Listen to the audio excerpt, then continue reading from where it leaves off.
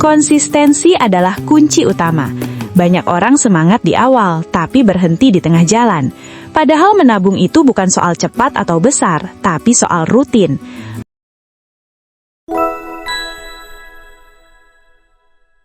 Pernah nggak sih kamu ngerasa gaji cuma numpang lewat? Baru juga masuk, udah habis duluan sebelum akhir bulan. Anehnya, di saat yang sama, ada aja orang dengan gaji mirip kamu tapi masih bisa nabung. Bukan karena mereka lebih beruntung, tapi karena cara mereka mengelola uang beda. Nah, di sini kita bakal bahas 5 tips sederhana tapi sering diremehkan yang bisa bikin kamu tetap punya tabungan meskipun gaji terasa pas-pasan. Banyak orang berpikir nabung itu nunggu sisa uang di akhir bulan. Padahal justru itu jebakan terbesar. Kalau kamu terus pakai pola sisa baru nabung, hampir bisa dipastikan gak akan pernah ada sisa. Orang yang berhasil nabung biasanya punya pola pikir kebalik. Mereka menyisihkan uang di awal, baru sisanya dipakai untuk hidup. Kedengarannya simpel, tapi efeknya besar banget kalau dilakukan konsisten. Tips pertama adalah bayar diri sendiri dulu. Begitu gaji masuk, langsung sisihkan sebagian walaupun kecil. Gak perlu besar, bahkan 5% dari gaji pun sudah cukup untuk mulai. Yang penting bukan jumlahnya, tapi kebiasaannya. Dengan cara ini, kamu memaksa diri untuk hidup dari sisa uang yang ada, bukan sebaliknya. Lama-lama, kamu akan terbiasa dan bahkan gak merasa kehilangan uang itu. Tips kedua, kenali kemana uangmu pergi. Banyak orang ngerasa uangnya habis tanpa tahu detailnya. Padahal kalau dicatat, biasanya ada pengeluaran kecil yang sering bocor tanpa disadari. Misalnya jajan impulsif, langganan yang jarang dipakai, atau belanja karena diskon. Dengan mencatat pengeluaran, kamu jadi lebih sadar dan bisa mulai memangkas yang sebenarnya nggak terlalu penting. Selanjutnya, bedakan antara kebutuhan dan keinginan. Ini terdengar klise, tapi justru paling sulit dilakukan. Kebutuhan itu seperti makan, transport, atau tagihan. Sedangkan keinginan lebih ke hal-hal yang sifatnya tambahan. Masalahnya, seringkali keinginan terasa seperti kebutuhan. Disinilah kamu perlu jujur ke diri sendiri. Setiap mau beli sesuatu, coba tanya, ini benar-benar perlu atau cuma pengen? Tips keempat adalah gunakan sistem amplop atau pembagian pos keuangan. Jadi, setiap gaji sudah dibagi untuk kebutuhan tertentu, misalnya makan, transport, dan hiburan. Kalau satu pos sudah habis, ya berarti harus berhenti. Cara ini membantu kamu lebih disiplin dan gak sembarangan ambil uang dari pos lain.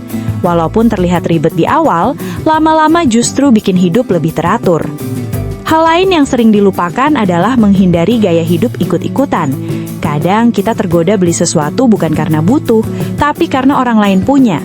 Entah itu gadget baru, nongkrong di tempat mahal, atau tren tertentu. Kalau terus mengikuti gaya hidup orang lain tanpa melihat kondisi keuangan sendiri, tabungan akan sulit terkumpul. Ingat, kondisi setiap orang beda-beda. Menabung juga bukan soal menyiksa diri. Kamu tetap boleh menikmati hidup, tapi dengan batas yang jelas. Justru kalau terlalu menahan diri, biasanya akan berujung balas dendam belanja. Jadi, sisihkan juga sedikit uang untuk hiburan atau self-reward. Dengan begitu, kamu tetap merasa hidup, tapi tetap terkendali secara finansial. Tips berikutnya, manfaatkan momentum kecil. Misalnya dapat uang tambahan, cashback, atau bonus kecil. Jangan langsung dihabiskan. Coba alihkan sebagian atau seluruhnya ke tabungan. Uang-uang kecil seperti ini sering dianggap sepele. Padahal kalau dikumpulkan bisa jadi jumlah yang lumayan besar dalam jangka waktu tertentu. Konsistensi adalah kunci utama. Banyak orang semangat di awal, tapi berhenti di tengah jalan. Padahal menabung itu bukan soal cepat atau besar, tapi soal rutin. Lebih baik nabung sedikit tapi terus-menerus, daripada besar di awal tapi nggak berlanjut. Anggap saja ini seperti latihan otot finansial yang perlu dilatih setiap bulan. Lingkungan juga berpengaruh besar. Kalau kamu dikelilingi orang yang boros, biasanya kamu ikut ke bawah.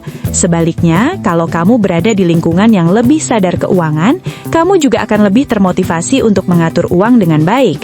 Jadi, pilih lingkungan yang bisa mendukung kebiasaan baikmu. Selain itu, punya tujuan menabung juga penting. Menabung tanpa tujuan sering terasa membosankan, tapi kalau kamu punya target, misalnya dana darurat, beli sesuatu, atau persiapan masa depan, kamu jadi lebih semangat. Tujuan ini akan jadi pengingat saat kamu tergoda untuk menghabiskan uang. Jangan lupa, proses ini butuh waktu, nggak ada perubahan instan dalam keuangan. Kalau sekarang kamu merasa sulit, itu wajar. Yang penting adalah mulai dan terus memperbaiki sedikit demi sedikit. Setiap langkah kecil yang kamu ambil hari ini akan berdampak besar di masa depan. Pada akhirnya, gaji pas-pasan bukan berarti nggak bisa nabung. Semua kembali ke cara kamu mengelola dan memprioritaskan uang. Dengan kebiasaan yang tepat, bahkan dari jumlah kecil pun kamu bisa membangun tabungan. Jadi bukan soal berapa besar gajimu, tapi seberapa bijak kamu menggunakannya.